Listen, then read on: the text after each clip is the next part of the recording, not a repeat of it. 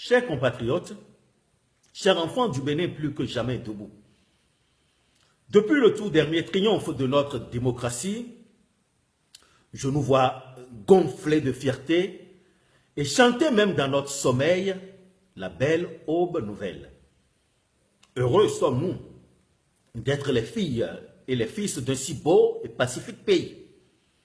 Heureux sommes-nous de tisser au bout de la corde de nos ancêtres la dignité qui avait nourri leur sacrifice pour notre peuple.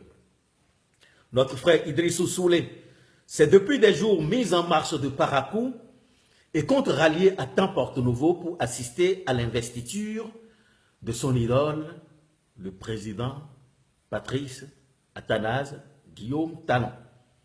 Plus qu'heureux serons-nous demain lorsque le 4e président de notre démocratie prendra officiellement en main les rênes du pays. Le 6 avril 2016, à Charles de Gaulle, à Porto-Novo, la capitale, sous les coups de canon, le train du nouveau départ quittera la gare. Si je m'en tiens à la promesse des fleurs, il n'y a pas de doute que les jours à venir seront plus douceurs que douleurs. Tout roule, tout baigne. Le bonheur est à portée de main, à portée de dents. Et c'est là que mon instinct de scénariste vicieux entre en scène. Il me rappelle à l'ordre. Dans les plus beaux films de la Terre, juste avant le climax, le temps émotionnel le plus fort, il y a toujours bien souvent un calme plat qui adhère sans retenue à cette ambiance lénifiante, se jette à coup sûr dans un gouffre, dans la gueule du loup. C'est-à-dire qu'à tout moment, un impondérable pourrait toujours noircir le bel azur de notre firmament. À quel moment surviendrait un tel malheur, un tel drame, un tel désastre? Bien malin serait le révélateur de la teneur et du lieu d'accomplissement d'un tel forfait.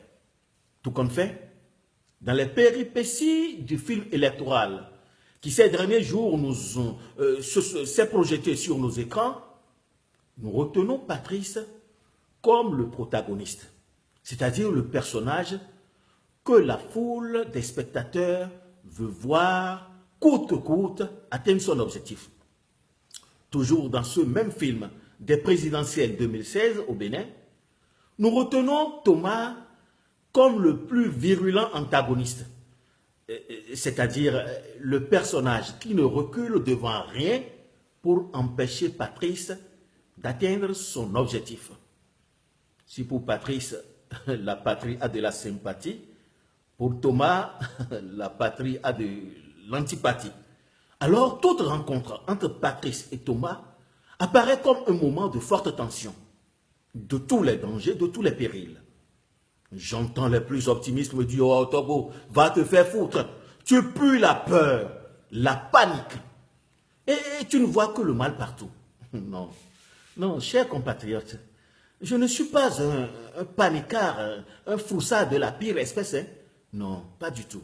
Je tire simplement la sonnette d'alarme pour qu'à la fin du film, le chef bandit ne prenne le dessus sur notre protagoniste. Souffrez que je m'angoisse. J'ai vu il n'y a pas longtemps le pasteur devenir djihadiste et vociférer en direction d'une foule hystérique des Allah Koubar, à tout point de vue dangereux et nuisible à notre unité nationale. Oui, j'ai peur. Je ne voudrais pas que le djihadiste profite du tête-à-tête pour nous faire la fête et faire la fête à notre tête. Avec lui, on n'est jamais sûr de rien et le pire n'est jamais loin.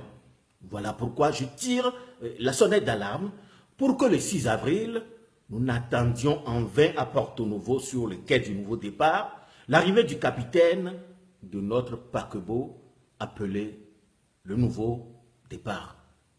C'est moi, Ignace Yetchenou, le craintif du djihadiste national qui nous invite tous à travailler pour qu'à Porto, il n'y ait pas un faux départ. Oui, le tête-à-tête, j'en ai peur et je l'assume.